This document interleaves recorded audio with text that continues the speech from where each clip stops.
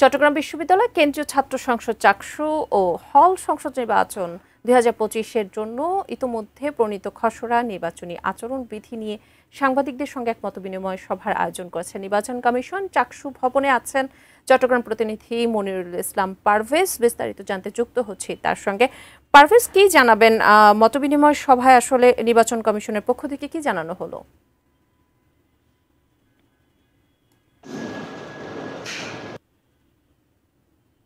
এবং এটি হচ্ছে যে মূল কথা, এর কারণেই আজকে এই সংবাদ সম্মেলনটি ডাকা হয়েছে।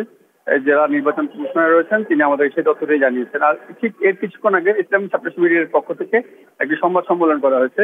সেখানে একটি বয়সসীমা নিয়ে তারা একটি অভিযোগ করেছে এবং দপ্তর সম্পাদকের ব্যাপারেও একটি প্রশ্ন তুলেছে।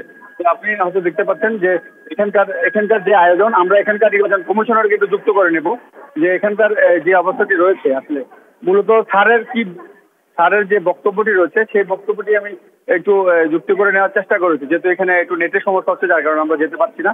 তবে স্যারের যে বক্তব্যটা সেটি হচ্ছে রোববার থেকে ওনারা মনোনয়নপত্র বিলি করবেন এবং সেটি যাতে সুস্থভাবে বিলি করা যায়, সেই আচরণ বিধি যাতে ছাত্ররা মেনে এটি চেষ্টা করেছে, যেহেতু এখানে একটু নেটের সমস্যা হচ্ছে যার কারণে আমরা যেতে পারছি না।